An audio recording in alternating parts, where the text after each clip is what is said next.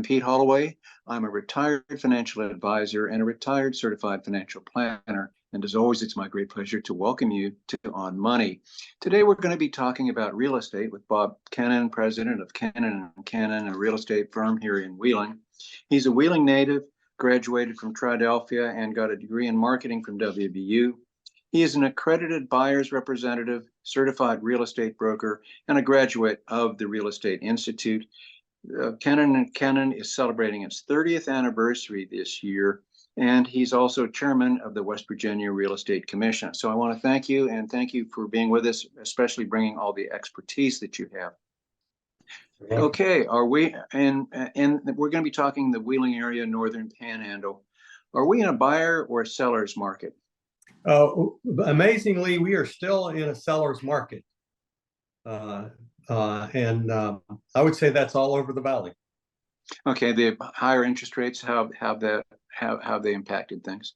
Well, the interest rates obviously have affected the business. Our market is down about 25%.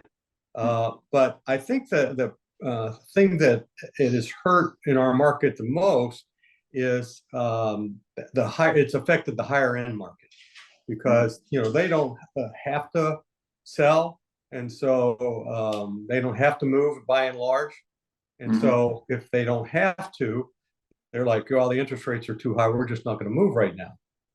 Whereas first time home buyer, all of a sudden they have a couple of kids and that apartment shrunk, and so they're still in the market. Okay, now let's go back to the first question. Why is it a seller's market? Well, the reason it's a seller's market is not in the Ohio Valley, but also really across the country. We have a real inventory shortage, and so whenever you have an inventory shortage, it's just supply and demand. Even maybe the demand might drop.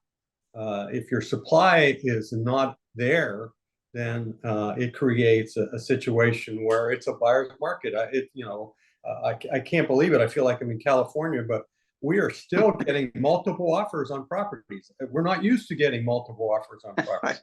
Don't complain.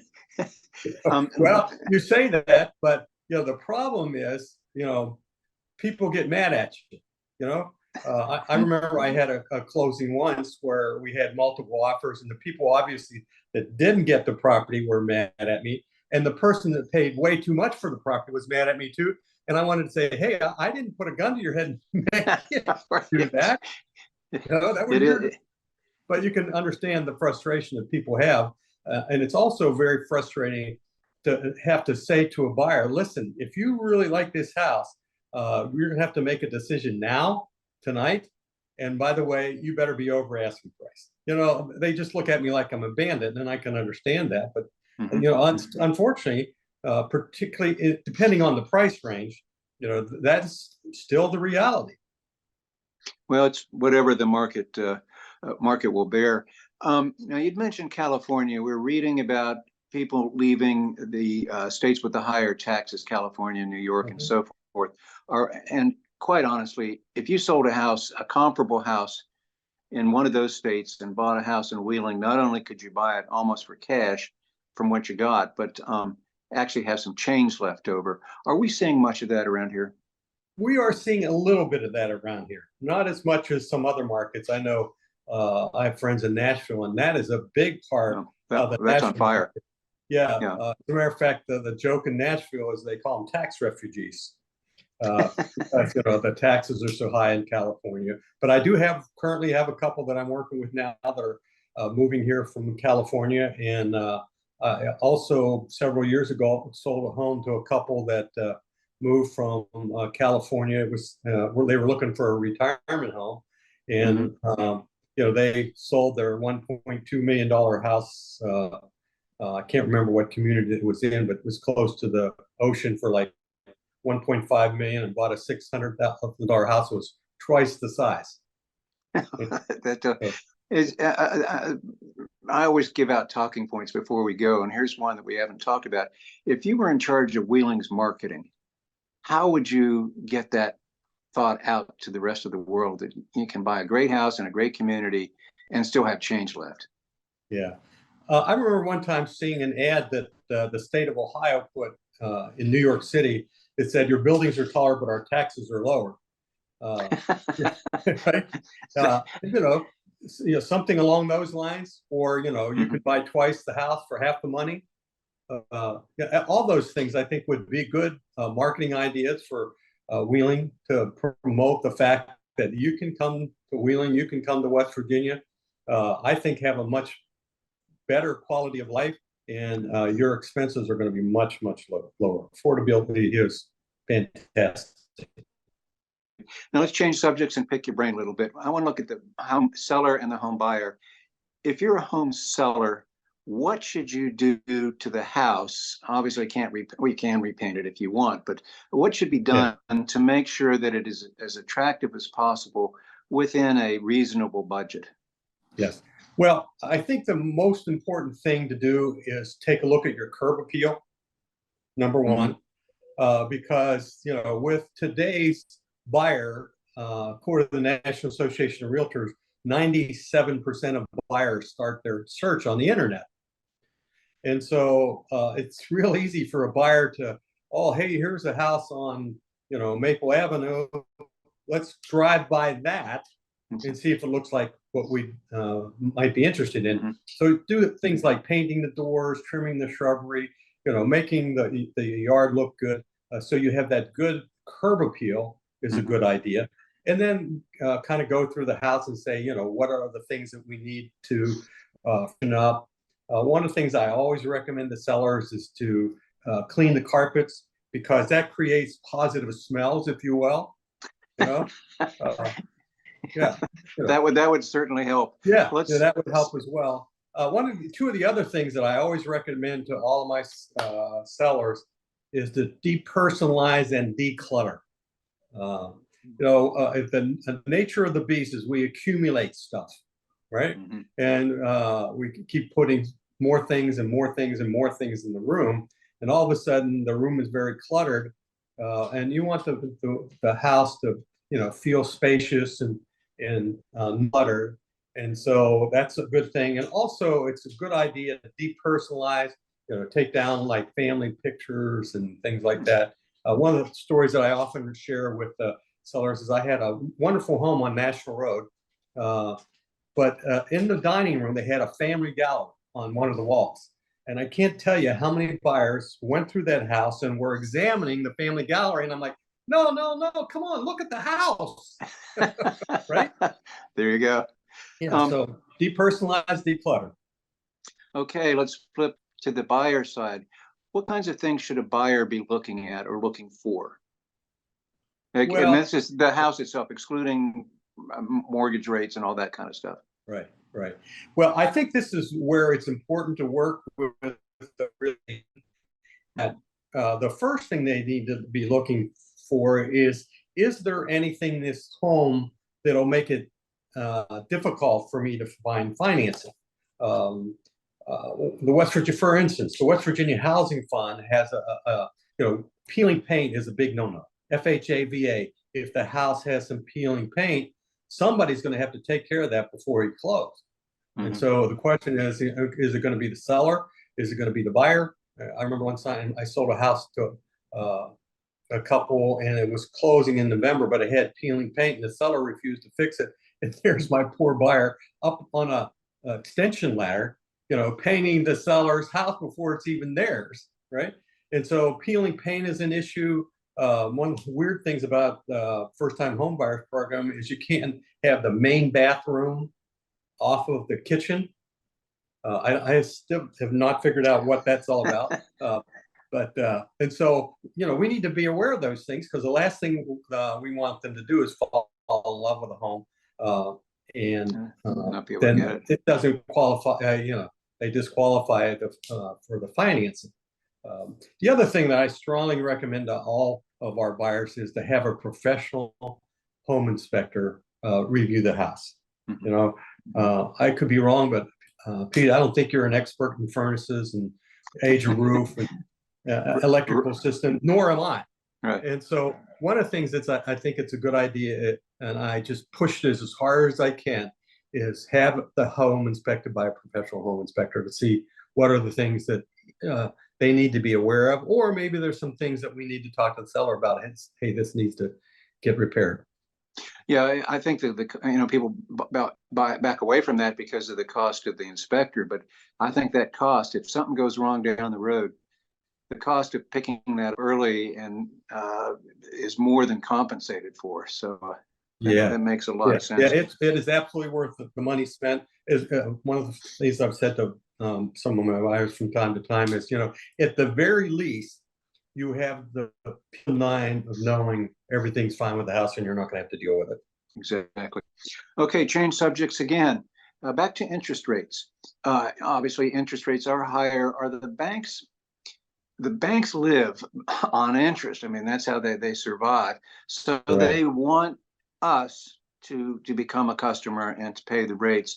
And they're going to be doing their best to come up with ideas to make their loan more attractive. Are there any new, I know there's nothing new under the sun, but are there any things that are being done right now that you're seeing from the banks that make the interest rates more bearable? One of the things I would encourage every buyer to do is talk to a number of financial institutions early on before they get started, to explore what kind of programs they have and what can they do, because different banks have different programs. For instance, some banks have special programs for physicians. Another bank might have a special program for first responders. If you're a first-time home buyer and in the right income bracket, the West Virginia Housing Fund First-Time Home Buyers Program is a wonderful program. And also, we have a wonderful program in the Northern Panhandle called the Home Consortium. And what it is the 4 northern counties in West Virginia and the city of Wheeling and the city of Weirton got federal home loan funds to assist low to moderate income first-time home buyers, and you can get a money for your down payment closing costs. Had buyers that only needed $500 of their own money to buy a house. That's a great deal. And the cool thing about it is that program, that down payment closing cost assistance, if you live in the home for 5 years, you don't make any payments on it during the 5 years. And at the end of 5 years, it goes away. It's done. It's paid up. That's a nice deal. Is that a great deal? Now you tell me. I'm asking the dumb questions because I don't have the answers for them, but is it your responsibility or the bank's responsibility to help the buyer find these grants, loans, and opportunities, or who really helps there, or is it both? I would say it's both. Yeah, I would say it's both. And here's what I mean by that. Early in my career, I remember an old veteran in the business told me, if you want to excel, if you want to separate yourself from the rest of the flock, get familiar with financing so that you can make some recommendations to your buyers. The other thing is sometimes the financing is the difference between, the transaction coming together and not coming together. And so what I'd like to do is I like to sit down and understand my buyer's situation. Have they ever owned a home before? Are they a first-time home buyer? Would they qualify for some of these special programs? Are they a first responder? Maybe they qualify for this program that this other bank has, and get a feel for what they're looking for. But I would also, like I said, shop around, maybe talk to 2 or 3 lenders in the very, very beginning stages, so they know what kind of loan they're going to get. And that way we know that, do we look for peeling paint? Do we look for that only bathroom and off the kitchen and those types of things? Are there things that we need to be aware of? And also, it's very, very, very important, I can't emphasize this enough, that they get pre-qualified. That they get a piece of paper from that financial institution that they have met with the financial institution and they have qualified for financing, because that's going to put them in a stronger negotiating position. A good listing agent will ask for that. And if they don't have it, that puts them at a disadvantage. Put yourself in the position of you're selling your home. Your realtor says, hey, good news, we got 2 offers. Here's one, but these guys haven't talked to the bank yet. But these guys gave me a letter from Pick the financial institution, then they're pre-qualified. Obviously, the seller is going to be more intrigued to dance with the person that's been pre-qualified. It's got the money. One final question, I'll throw you the softball. We see for sale by owner in some lots, and others it'll have your name or another realtor's name as the, representing. Why should I pay extra for the realtor? That's a very good question. A National Association of Realtors does a survey every year where they pull have an independent testing company pull transactions from across the country, and then the testing company will poll the sellers and ask them questions about whether they worked with a realtor or not. And one of the things that the poll found is only about 10% of sellers are successful at selling their home themselves. And so, the odds really are against that first time or that for sale by owner. And there are a number of reasons for that. I've often said there are 4 types of buyers out there. The first category is with the first-time home buyer. Now, one of the things that's important with the first-time home buyer is we need to understand, number one, how they're going to finance and find a house that qualified. But more importantly, think about buying a house for the first time. It's kind of a scary process. All right. I mean, I often have said, what we do our most important job with the first-time home buyer is to hold their hand and say, I know Uncle George says you guys are too young. I know Uncle Frank is telling you shouldn't do this, but we can do this. It's okay. We're going to do this, right? And so they're not inclined to go to a for sale by owner because they need somebody to guide them through the process. Another category is relocation. We do have people relocating into our area for a variety of companies, or maybe the people from California, New York that are sick of what's going on in their state, and usually they're connected with a realtor before they even come to Wheeling, whether it's a relocation company, and we have a good relationship with some of the relocation companies, or they see a house on the internet and they contact us, or they have a friend here who says, hey, call Bob and he'll help you find a home. And so those people again are working with the realtor. Now the third category is the move uppers, and there are probably a few move uppers are comfortable with doing it. Although I used to call on for sale by owners regularly because I knew the odds were in my favor, not theirs. And I'd ask them what kind of response they'd had, and many times they said, "Oh, we had a good response." And what did the people say? Well, they said they really liked our house. And here's the key question: have you had any offers? And they go, "No, we really haven't." All right. And well, the reason for that is most people are not comfortable with that face-to-face negotiating. I mean, I do it every day in my life, but most consumers are not. And so they may like the house, but they're like, well, geez, what do we do now? Or, gosh, I really like the house, but I didn't like that purple carpet. We can't get them over. And then you say, well, that can be replaced.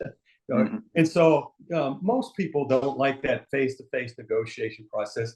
And the fourth category are investors, which I've often said is a nice word for people who want to steal your house. And there are probably people out there that would contact a for sale by owner and say, hey, I'm going to give you this because you don't have to pay a real estate commission. They know they don't have to pay a real estate commission. And, both people can't save the real estate commission, right? And so I think, they may get some investors, but I don't know if that's in their best interest. I know, can remember one guy, I had the house listed when he bought it through another company, and then he put it back in the market. He was selling it himself, and he was adamant he was going to sell it himself. And he did, and he sold it for, I think it was like 80,000. And I listed his neighbor's house was just like it 2 months later for 100,000 and sold it. But he did sell it himself. There you go. You could say that he sold it himself. There's one other thing. It's you do more than just walk people through the house or look at comparable prices to come up with an appropriate price for a house. What kind of paperwork do you help with? Well, there's a variety of paperwork. One of the things that's been interesting over the years is, the Wheeling Board of Realtors purchase agreement. We use a standard form that's developed by our local board.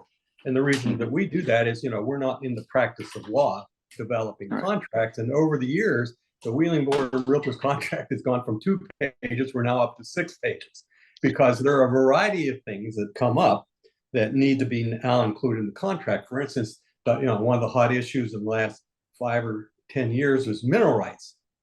Up until then, mineral rights wasn't even our vocabulary, right? Mm-hmm.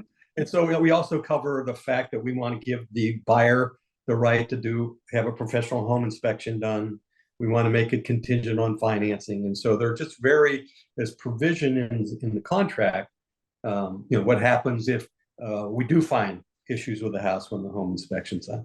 And so there are a variety of things that need to be covered in the purchase agreement. And that's great.